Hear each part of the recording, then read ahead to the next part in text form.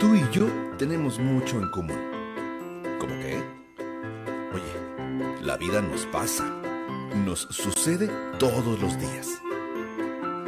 Dicen que todo depende según el cristal con que se mire. Nosotros preferimos verlo con psicología. Bienvenido.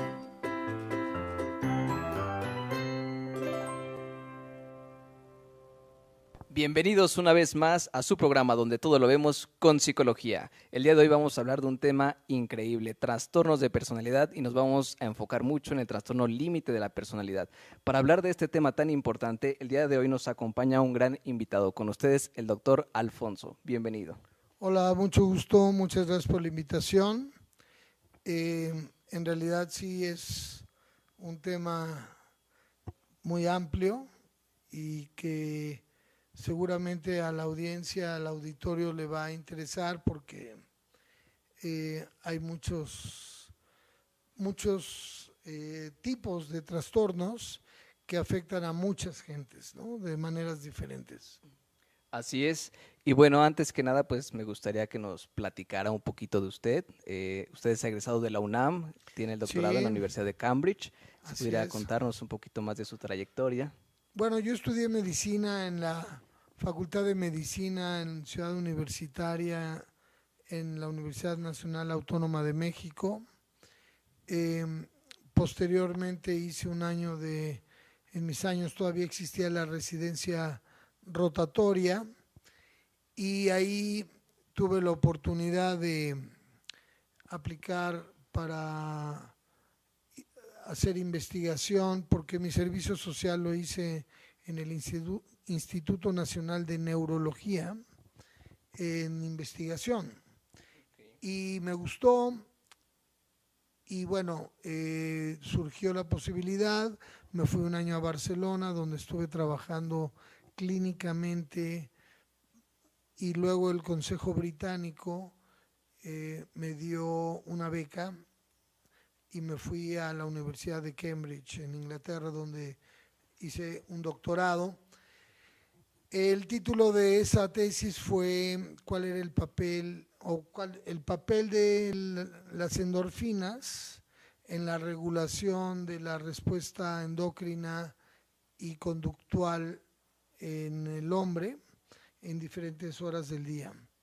En aquellos años, estoy hablando 1900, a final de los 80s, 87, 90s, pues todavía no estaba muy definido y todavía sigue por definirse cuál es el papel de las endorfinas, la depresión, la conducta y el sistema neuroendocrino, es decir, el control hormonal.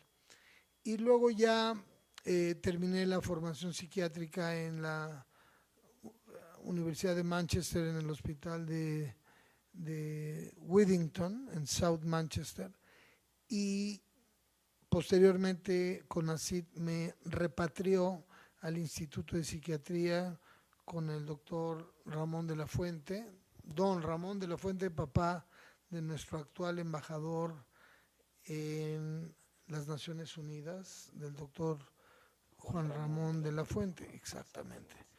Y bueno, ahí tuve un laboratorio durante varios años y luego tuve la invitación para formar la primera clínica de trastornos del sueño en el Hospital General de México con el doctor Drucker, que en paz descanse, y luego me seguí en el Hospital General en el área de la farmacología y fui coordinador de investigación de salud mental del Hospital General durante pues como 15 años o algo así, hasta que ahora recientemente, bueno, pues estoy en mi consultorio, soy perito de la Suprema Corte en medicina, en salud mental y en tortura.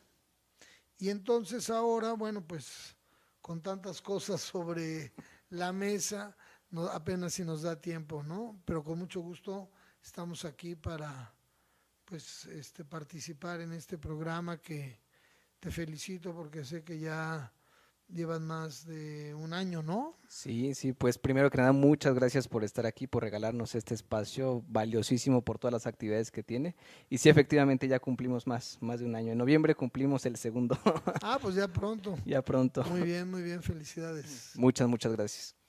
Y bueno, pues actualmente nosotros estamos en la consulta y seguimos escribiendo, asesorando a algunos laboratorios médicos y, y bueno, como te dije, como haciendo peritajes. Ok, muy bien. Pues entonces vamos a adentrarnos ahora sí al tema que nos Sí. atañe el día de hoy. Pues esto de la personalidad, ¿no? Pues mira, hablar de personalidades es complejo porque el concepto de personalidad per se es un concepto que no es fácil. Y podríamos, primero que nada, decir que todos tenemos una personalidad. Por eso se llama personalidad de cada persona. Así es. Y la manera como yo he encontrado que se puede explicar mejor es la combinación de dos grandes factores. La primera es el material genético que tenemos cada uno, que viene de nuestros padres, únicamente, o sea, padre, madre, o sea, no hay nadie más que intervenga en los genes que tenemos. Y ese material genético es como una semilla, una plantita que va a crecer en un medio. Hay ciertas plantas que son de luz, otros que son de sombra, otros que necesitan mucha agua, otros que necesitan poca agua, etc.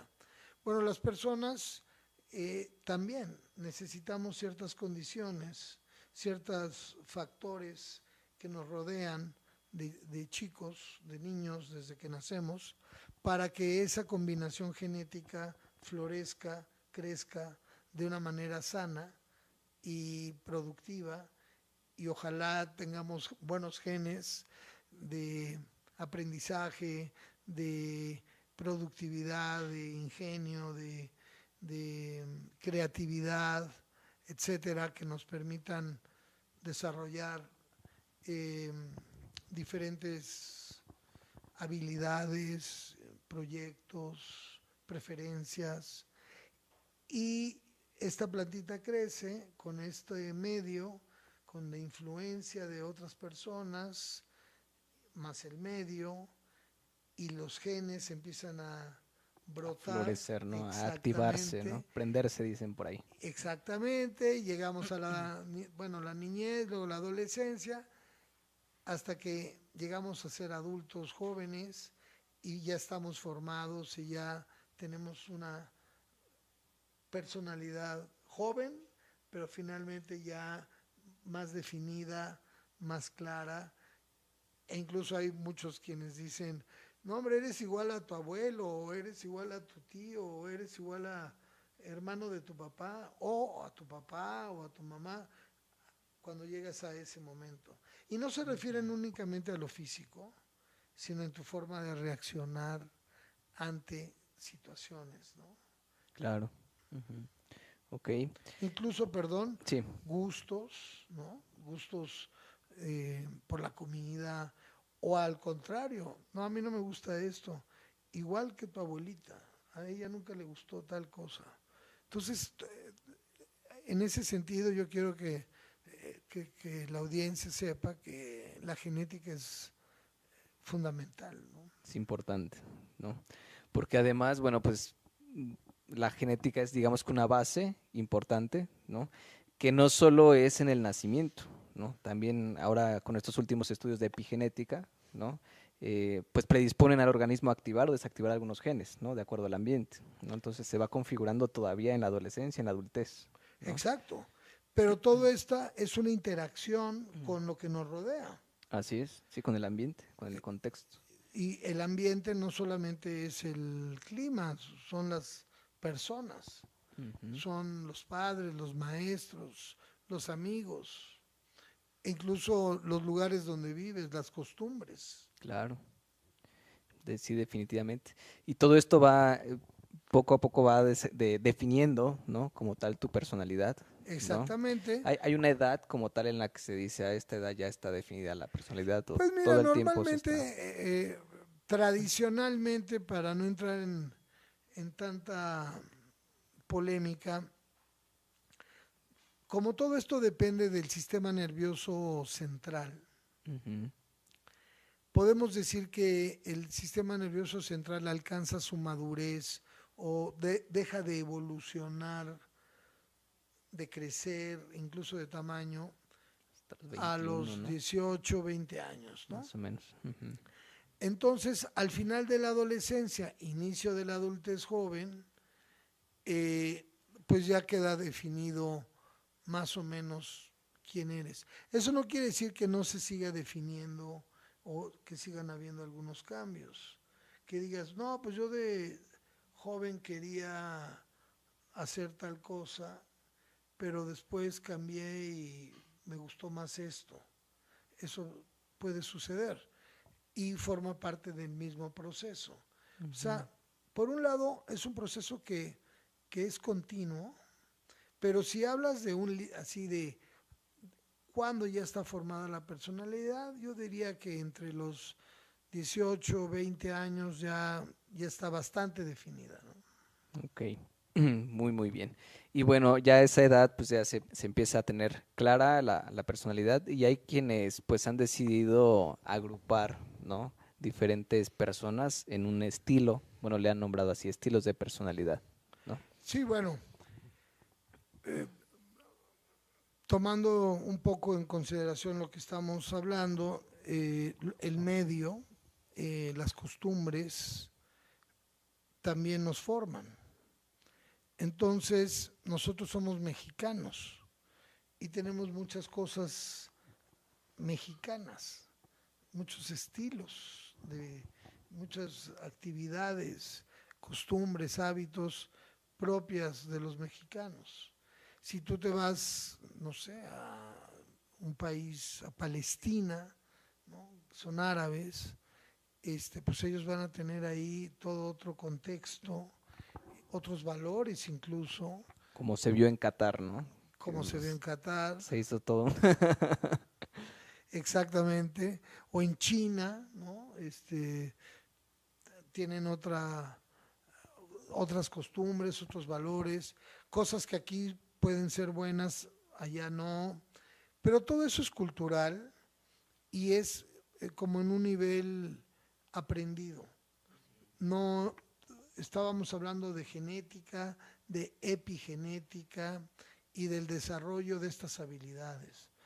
Entonces, nada más para poner un ejemplo, o sea, yo puedo aprender a hablar un idioma o dos idiomas o tres o más, pero puedo no ser bueno para las matemáticas.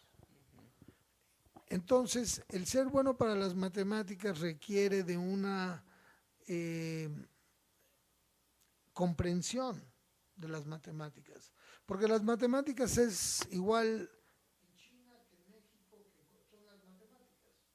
Entonces, los matemáticos chinos, rusos, mexicanos, de El Salvador, tienen que aprender álgebra o tienen que aprender cálculo de la misma manera y vemos cómo hay personas que tienen cierta facilidad para entender estos conceptos matemáticos.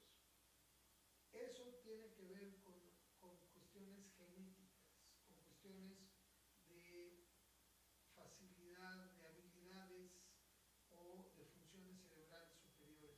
Lo Claro. mismo pasa con la música.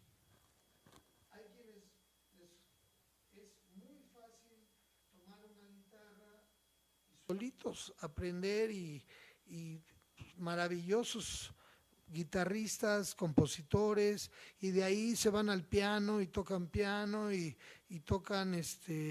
otro instrumento y la batería, porque tienen esa habilidad eh, cerebral, digamos, ¿no? Esa función.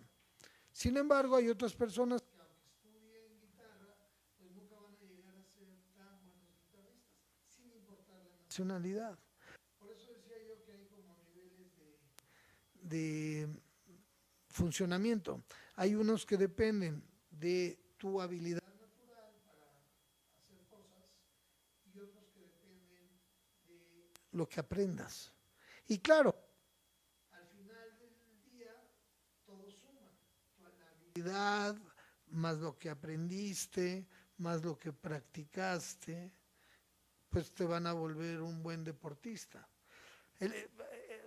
Me acuerdo mucho que se bromeaba de Maradona, que es un gran futbolista, que ya murió, y que decían, es que a él nadie le enseñó a jugar fútbol, porque desde niño lo vio en la tele, agarró la bola y cuando él tenía creo que 8 años o 10, salía en el medio campo del Boca Juniors, todo el descanso, dominando la bola ante el estadio lleno. Pues sí, pero para ser profesional y poder llegar a lo que él llegó, aparte de esa habilidad que nadie le enseñó, tuvo que entrenar y tener condición física y aprender cómo se juega a nivel profesional, las técnicas, el sistema de juego, qué sé yo, etcétera, ¿no? Entonces, sí hay diferentes niveles, hay habilidades, pero también hay aprendizajes y hay hábitos y costumbres que uno no sabe ni siquiera bien cuándo o cómo lo aprendió, pero lo aprendió, ¿no? Se aprendió, ¿no? Y por plasticidad cerebral, ¿no? Sí. Que ahorita recordé, pues esta anécdota, ¿no? De que decía de las matemáticas, ¿no? Pues China había tenido los primeros lugares siempre en competencias de matemáticas, ¿no? Y recientemente se dio la nota que Estados Unidos por fin tuvo una selección, ¿no? Que pudo ganarle, pues eran puros chinos. Sí, pero americanos. Entonces ahí nos lleva a la genética, ¿verdad? Pues definitivamente, ¿no? Exactamente. Entonces sí, yo creo que en la cuestión de la personalidad es como un cóctel que haces en estas martineras y lo agitas, donde se mezclan los genes con las condiciones ambientales y luego lo sirves y ojalá y te sepa rico, ¿no? Y a ver cómo salió, así sí, es. A ver cómo sale. Entonces, lo que se ha visto en los trastornos de personalidad, para seguir en el tema, es que efectivamente en la niñez, bueno, ya tenemos a nuestra plantita con sus genes, su tierrita y la bendición de que le vaya muy bien, pero de repente nunca falta alguien que lo golpee, porque pues es un barbaján, ¿no? Y así le enseñaron y él también, y entonces este pobre chavito empieza a ser golpeado o empieza a ser castigado de una manera poco sana, o es abusado sexualmente o abusada, ¿no? En el caso de las niñas, o ahora con la violencia que hay, vi cómo mataron a mi papá enfrente de mí, o situaciones que se llaman límite, o en inglés life events, eventos de vida que me marcan, y entonces evidentemente esa plantita que estaba muy bonita, creciendo, fresca, con su tierrita, ahí le dieron un llegue, como se dice vulgarmente, o sea, pues casi la rompen, pero no la rompieron. Se recupera, pero pues ya no es la misma plantita que era originalmente, ¿no? Claro, un cambio. Y entonces cuando vemos los trastornos, particularmente el trastorno límite de la personalidad, vemos que en un más del 80% hay algún problema en la niñez o en la adolescencia inicial, ¿no? Y la adolescencia temprana, ¿no? Digamos entre los 12, 15 años. de los 5 a los 12, Okay. por ahí. Algo pasó. Y bueno, desgraciadamente, pues sí, se recuperó de eso, no se murió, siguió adelante, pero pero pues nadie puso mucha atención. Y entonces nadie lo ayudó o la ayudó, creció como pudo, pero ya desarrollando algunos síntomas, ya teniendo dificultad de manejar sus emociones, de manejar las relaciones con otros, interpersonales, incluso sus impulsos, porque parte de su personalidad original puede ser que sea una persona decidida, luchadora, hasta podría ser agresivo, pero la agresividad no es mala, siempre y cuando la canalices de una manera productiva, positiva. Pero si eres agresivo y de manera impulsiva, descontrolada, bueno, pues sí puede ser muy disruptiva. Y entonces este muchacho, esta persona, crece con esa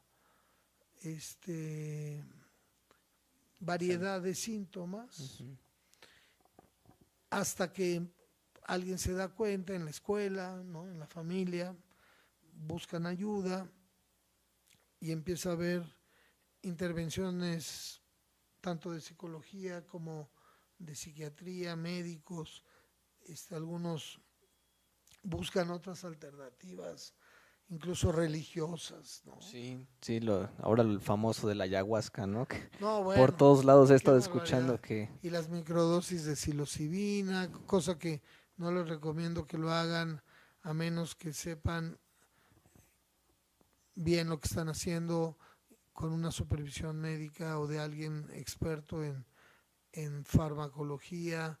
Experto de a de veras, ¿no? Con cédula y...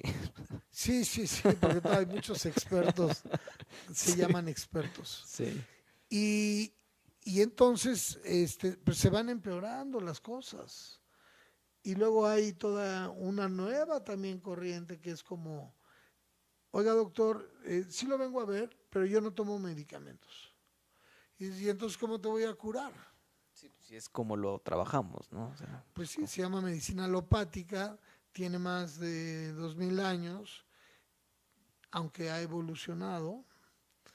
Digo, no es lo mismo ahora que hace 2000 años. sí, definitivamente. Es mejor ahora. Mucho.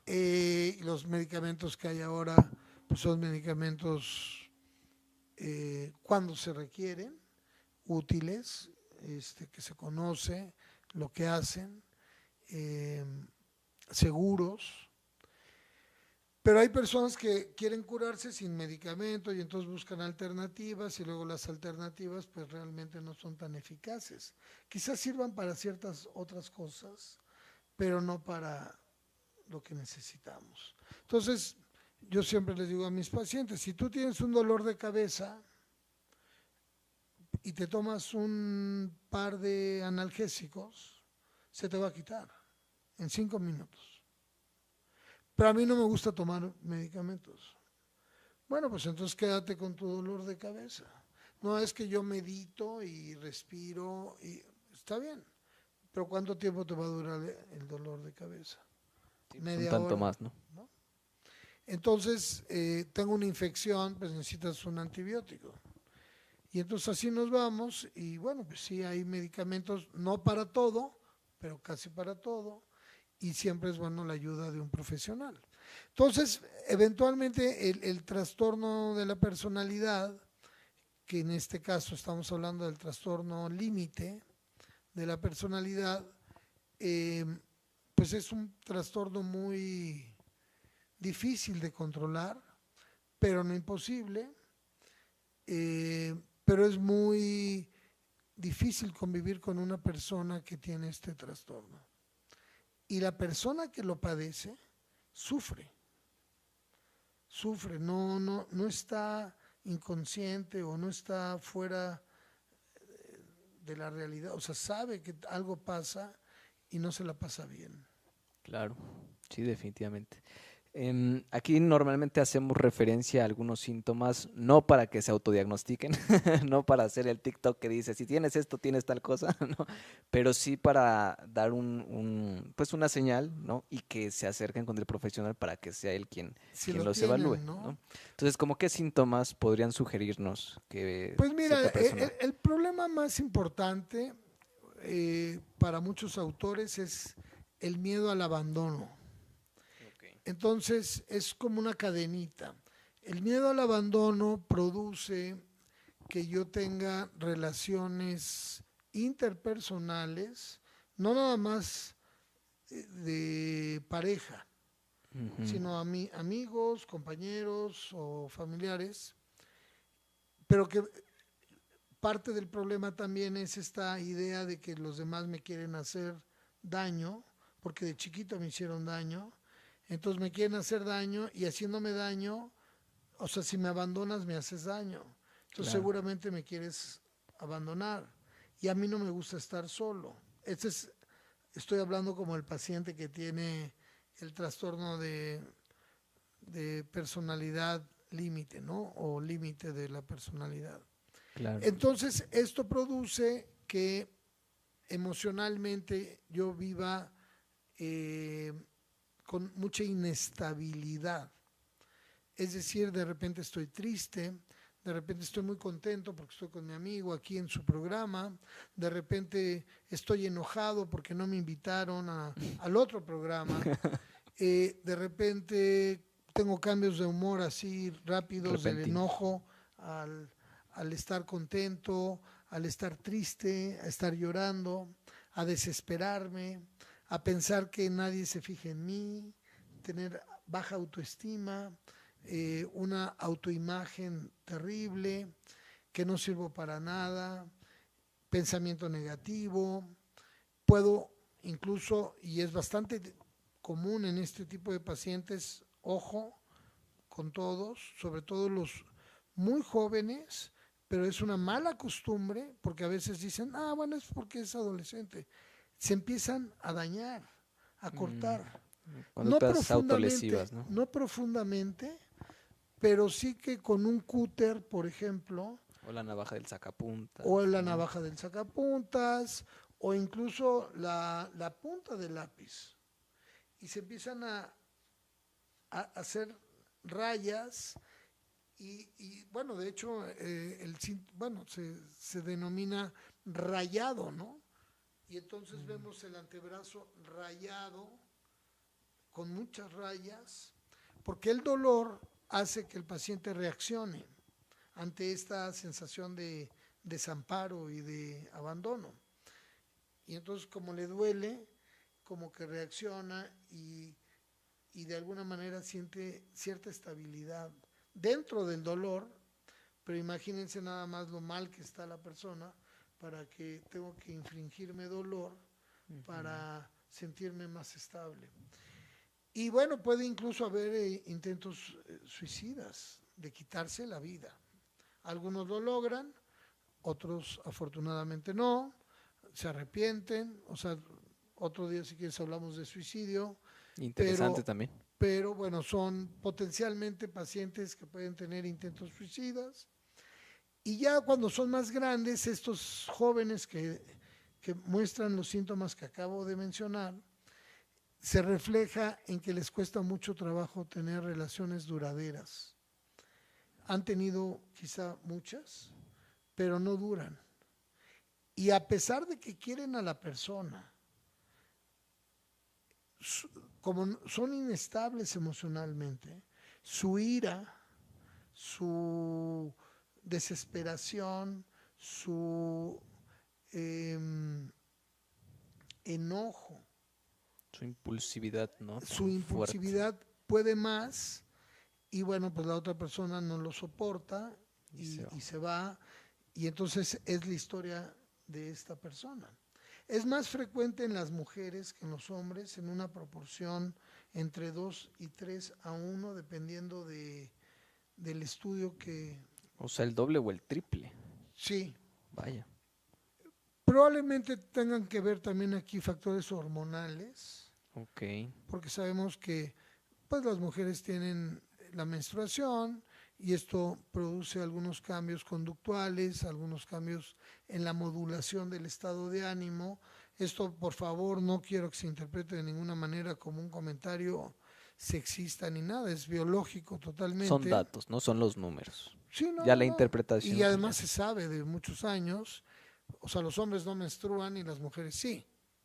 Los hombres no tenemos útero y no nos podemos embarazar y las mujeres sí. Entonces esos son hechos, son datos.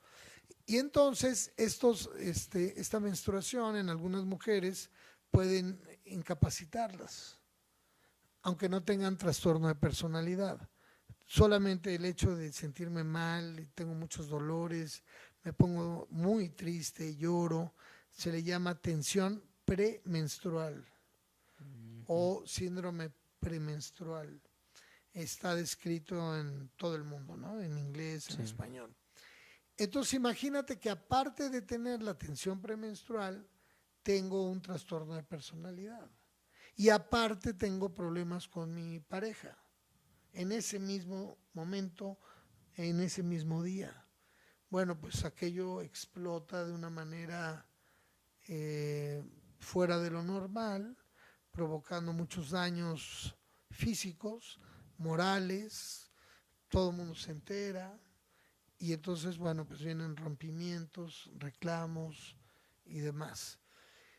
Pero bueno, no todos son malas noticias. O sea, esto puede durar una buena parte de la vida de la persona, pero los que detectan esto a tiempo o las que lo detectan pueden buscar ayuda y hay varias psicoterapias de dialéctica, por ejemplo, ¿no? De la necesidad de aprender a estar solo, pero también de tener una relación estable. Hay la racionalización y bueno, pues cualquier ayuda, a veces solamente estar platicando, desahogarte, la terapia de apoyo, el psicoanálisis clásico no ha sido muy útil en este tipo de problemas. No lo digo yo, es otro dato. Está reportado para que no se enojen nuestros amigos freudianos, pero seguramente ellos tienen algunas otras herramientas terapéuticas. Vamos a tener mucho hate en este video, ¿no? No creo, porque yo creo que todo el mundo sabe lo difícil que es tratar estos tipos de pacientes.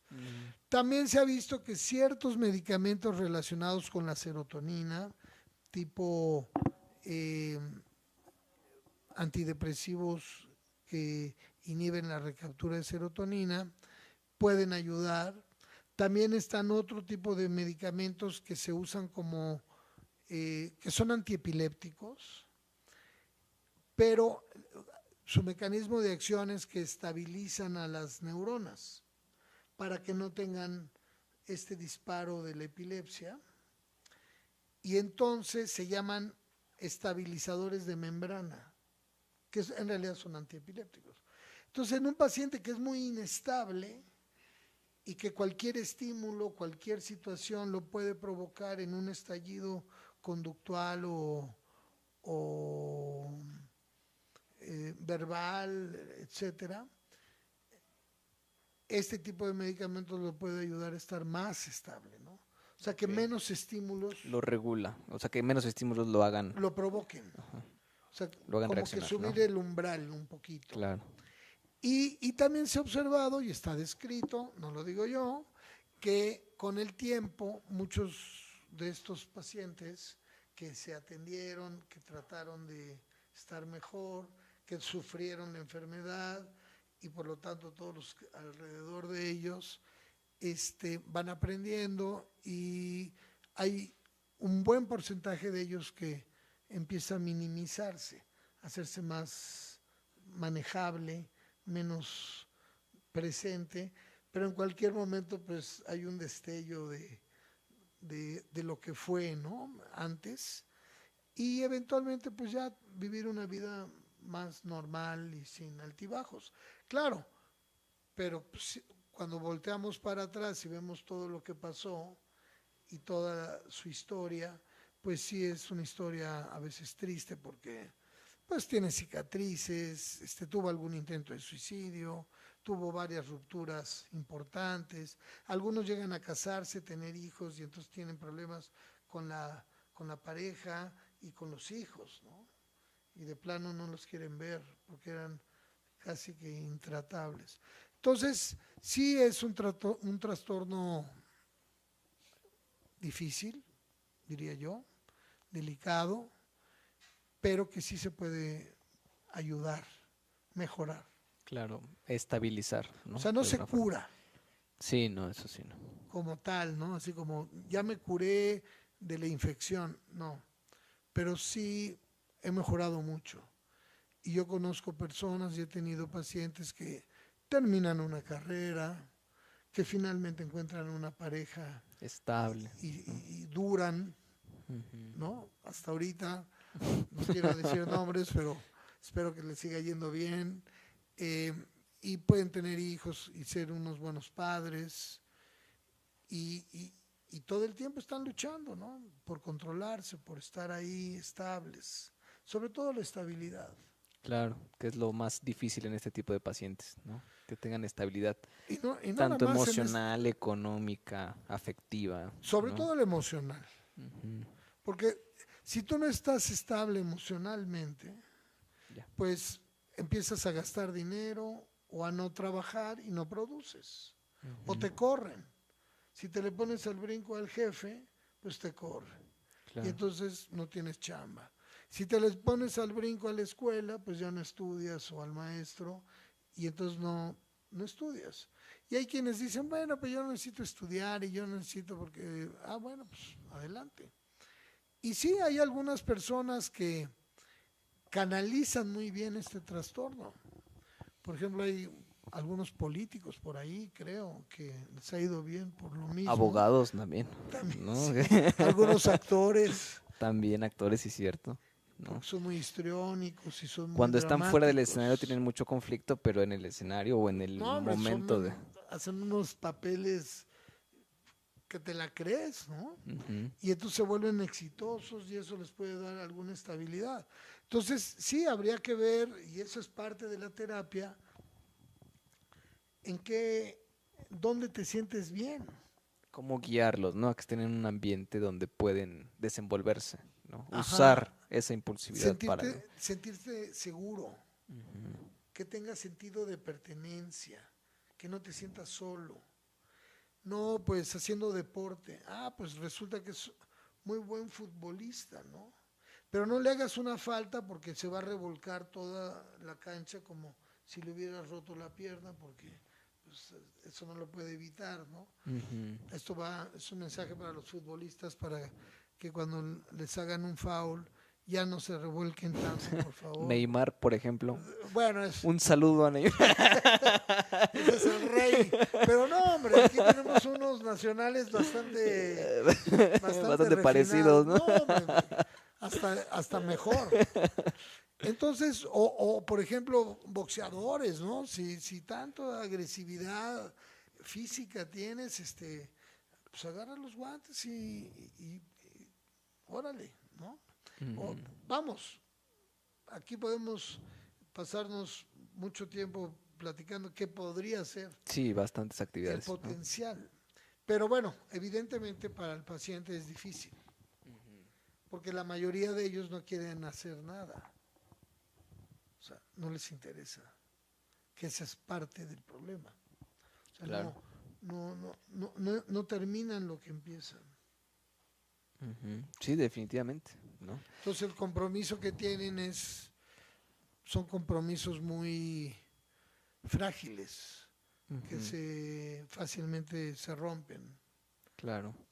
Aquí, bueno, como ya lo escucharon ahí en casita, pues algo importante es que nosotros identifiquemos algunos de estos síntomas y con ellos poder, pues ahora sí que orientar a quien estemos observando que pudiera tener estos síntomas, ¿no? Sí, los que nos están viendo en este momento, yo diría que se fijen en los adolescentes, porque desde ahí empiezan, cuando empiezan a tener reacciones demasiado intensas. Claro. de lo que sea, Ujú. de agresividad, de grosería, de llorar, de patalear. Y si se hacen daño físicamente, se queman con un cigarro, se cortan, aunque sea muy leve la cortadura, luego llevarlo a que lo valoren, porque entre más temprano se detecte, mejor pronóstico tiene, o sea, más se le puede ayudar al paciente. Más se puede reducir, ¿no? La afectación o el daño, Sí, ¿no? A largo y plazo. que se sumen síntomas y demás. Claro, muy bien. Pues doctor, un gusto enorme haberlo tenido aquí con nosotros. Me encantaría si pudiera compartir, gente seguramente que querrá tener contacto con usted, si Sí, quiere con dar. mucho gusto. Bueno, primero que nada, muchas gracias por la invitación.